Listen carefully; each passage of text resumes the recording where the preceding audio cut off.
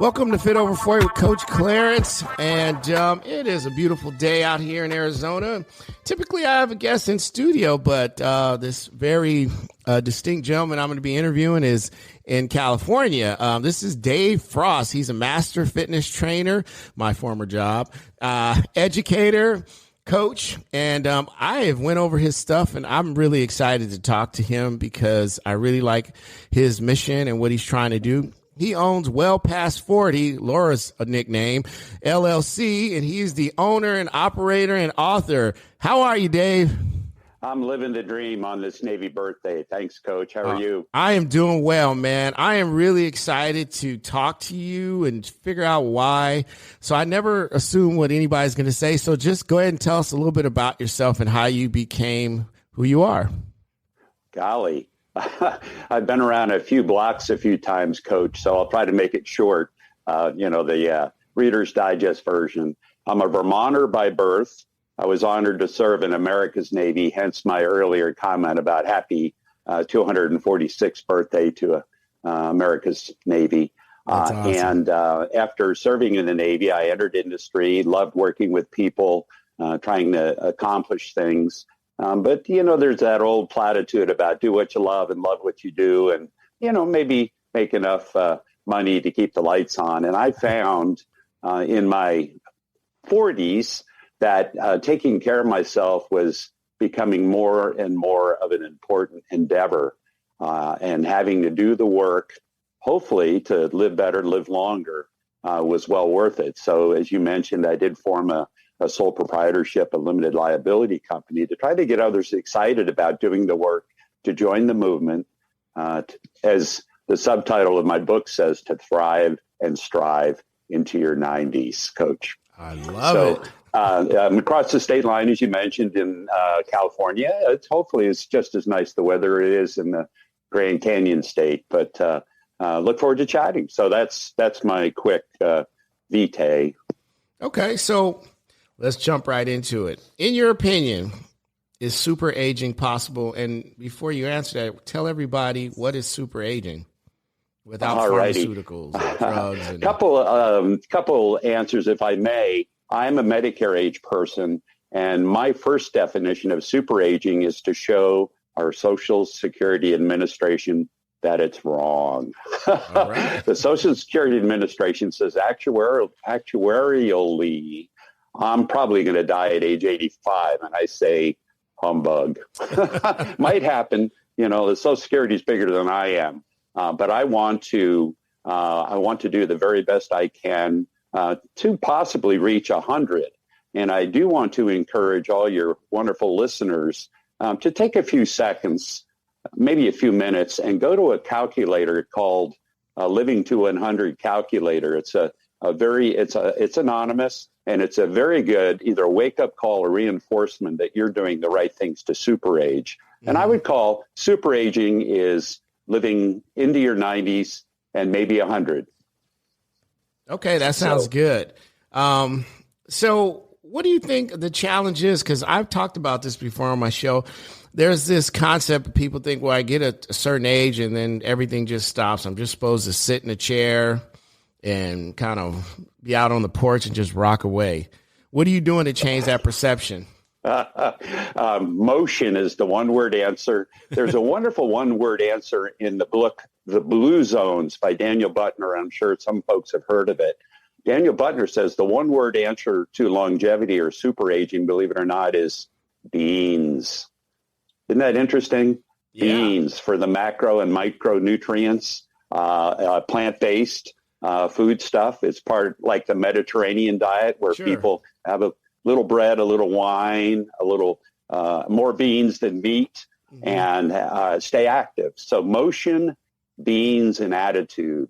Isn't that funny? MBA. Motion, beans, I was going to ask attitude. You what that was, so you already beat me to it. That's awesome. There's also a secondary one, mind-body alignment, which is important because if you're upbeat, if you're social, if you're out in nature getting vitamin D in the Grand Canyon state or wherever your listeners are located. It's pretty easy to get vitamin D here. Those are important. Okay. So What is kind of the big deal about the life happiness curve? What does that mean to you?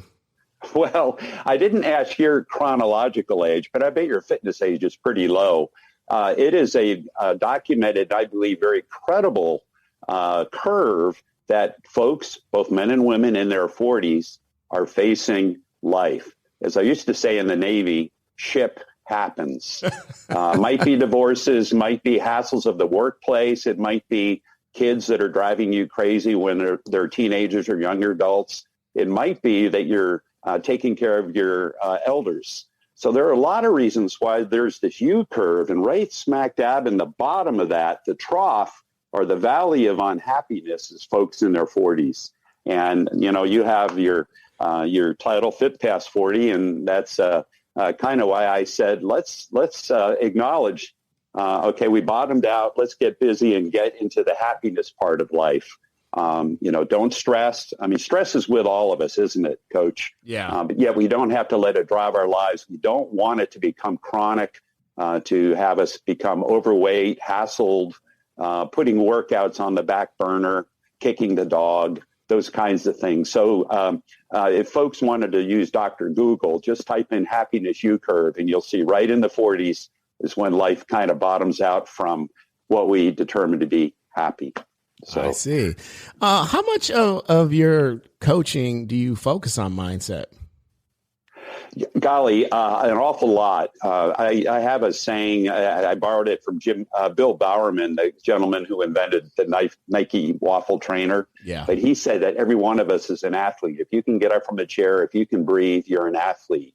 You may have challenges physically, medically, or mentally. And yet, if you have the mindset that I'm going to move because motion's important, the mind determines what the body does, doesn't it?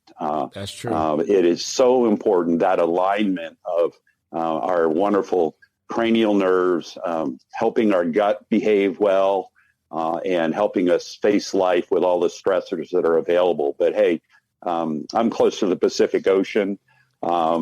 Stress is good if a great white shark is kind of thinking that I'm that shark's lunch. But other than that, that's good stress. Well, he's just going to take a bite out of you and then move along. Yeah, just a little bite. Yeah, and the rest of it is up to if it's your time or not. But chronic stress is what really, if we generate, our body has thousands and thousands of chemical messengers, signals, hormones.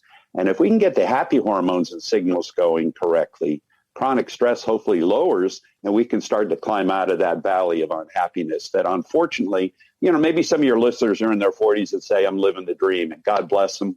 But unfortunately, as a society, that just, when life happens, life gets tough. And we don't want people to give up hope. We don't want them to sit on the couch and say, man, I'm on the downhill slide here. No. Don't believe it. Yeah. Well, we did a little survey. We ran some numbers, and the average age that's listening to me is 54 to 59. So, wow. Yeah. See, your folks are on the upswing. That's awesome. Right. But I will share that as we approach Medicare age, if we don't keep moving, things start to happen. It's a tough decade for men for heart problems, and heart problems are the number one killer. This darn pandemic hopefully is winding down. That became number 2, passing cancer as the cause of morbidity for people 40 and above. But boy, number 1, heart. Yeah. Cardiorespiratory, cardiopulmonary. And so that a lot of those things start to happen in their 60s. There's a classic case of somebody who didn't take care of himself, that great actor from The Sopranos, I'll say is Gandolfini. James Gandolfini. He loved his Italian food. He loved his adult beverages. He did not work out. And believe it or not, I was going to have a cameo role in a movie that he was starring in. But he died before the movie was produced. Oh. So I'm personally saddened, as are many Sopranos watchers. Yeah, that gentleman died at the age of 54, and that's not good.